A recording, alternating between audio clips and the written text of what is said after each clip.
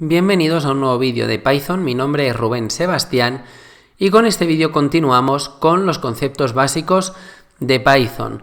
En los vídeos anteriores ya hemos visto cómo funciona el comando print para emitir o para que nos salga un mensaje, y también hemos visto varias operaciones matemáticas, desde las más sencillas a las más complicadas, pero todo dentro de operaciones matemáticas básicas. A continuación, para acabar con este apartado de conceptos básicos, veremos lo que son los diferentes tipos de datos que hay dentro de Python, que luego nos van a ser muy útiles para programar. Entonces, los tipos de datos que son un conjunto de valores que tienen ciertas características, ¿vale? Los datos es la información que nosotros vamos a introducir dentro de Python, y en función de las características que queremos que tenga, pues serán de un tipo o de otro, ¿vale? Esos datos.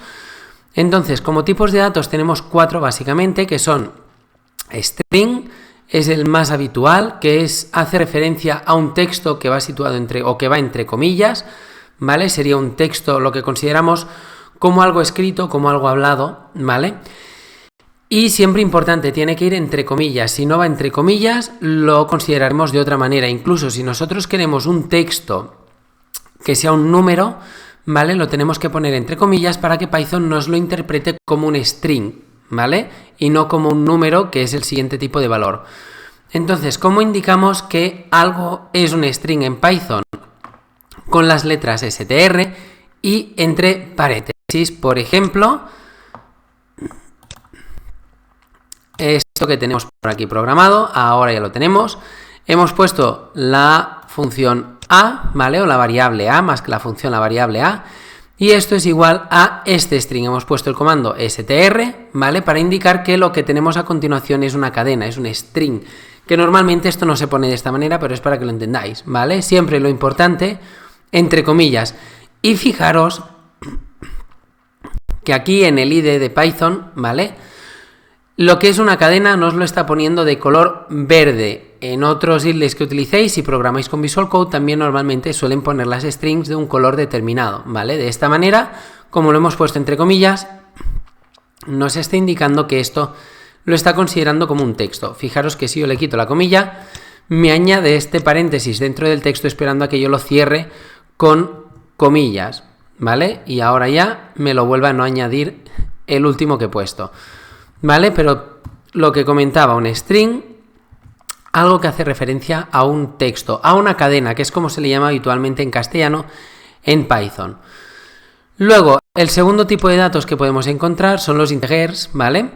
Que hacen referencia o pertenecen los números enteros, ¿vale? Sin decimales, y esto es muy importante.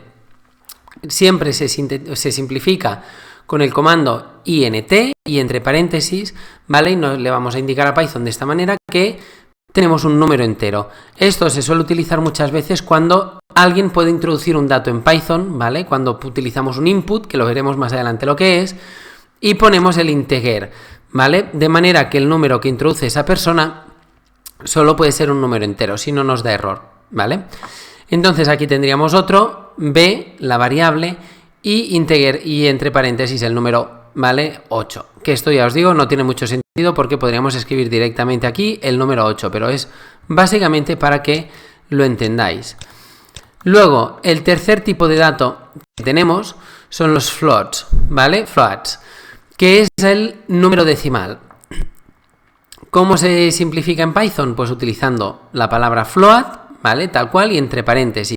Y muy importante, los números decimales en Python, porque con esto he visto muchos errores, yo los he cometido alguna vez, y en clase hay alumnos que también, los números decimales siempre con un punto y no con una coma. Y esto es muy importante porque las comas a veces se utilizan para separar elementos en Python.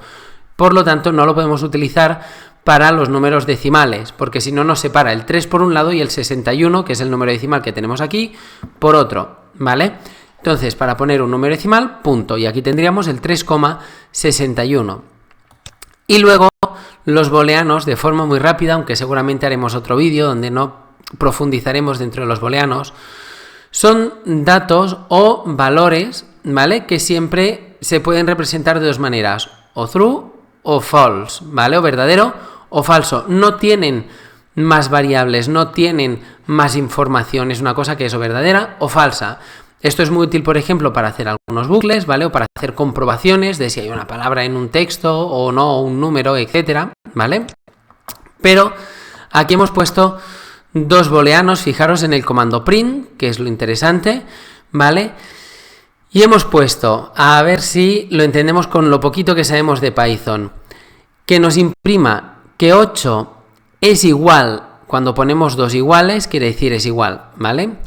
A 8, y fijaros que aquí el primer 8, como no lo hemos puesto entre comillas, nos lo está considerando como un número entero, ¿vale?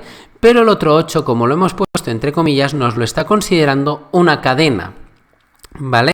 Por eso está de color verde.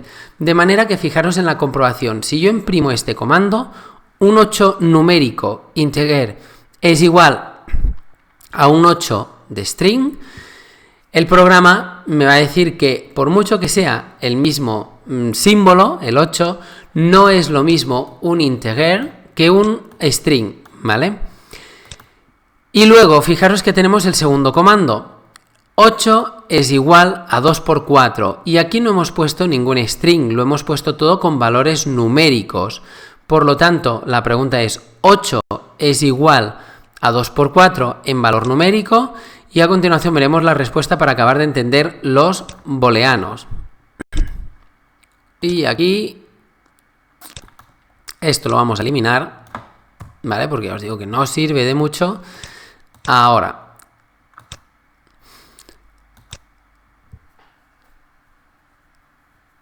y ahora sí lo emite aquí, lo tenemos aquí debajo. Fijaros que el primer print, 8 es igual a 8, nos lo está dando como falso, ¿vale? Y esto es un booleano, porque esta opción solo tiene dos valores, que son verdadero o falso, y lo que hace es compararlo. De manera que como el 8, el primero, vuelvo a insistir, está considerado un integer, ¿vale? Un número entero, y el segundo es una cadena, no es igual, y por eso nos emite un mensaje de falso, ¿vale? Porque no es igual un 8 como número entero que un 8 como una string. En cambio, en el segundo caso, fijaros que tenemos un 8 es igual a 2 por 4. En los dos casos estamos trabajando con números enteros, por lo tanto sí que nos da un verdadero, un true, ¿vale? En esta situación. Y esto es lo que sería un trabajo, un pequeño ejercicio sencillito con booleanos, ¿vale? Para comparar cosas, para activar bucles, etcétera. Para eso se utilizan y los iremos viendo en más profundidad. Pero es otro tipo de dato muy interesante que podemos encontrar en Python. Y estos son los 4 datos más importantes que podemos encontrar y con los cuales iremos trabajando muy habitualmente. Ya os digo, sobre todo string, integers, ¿vale? Floats cuando hacemos cálculos matemáticos, pero los dos primeros, y muy importante, que el string siempre va entre comillas, ¿vale? Porque esto es importantísimo para diferenciarlo, y ya os digo, suele utilizarse cuando introducimos información o cuando trabajamos con un input, que esto lo veremos más adelante. Hasta aquí este vídeo y nos vemos en el siguiente vídeo, donde ya hablaremos más en profundidad de cadenas y curiosidades de cómo introducir texto en Python. Adiós.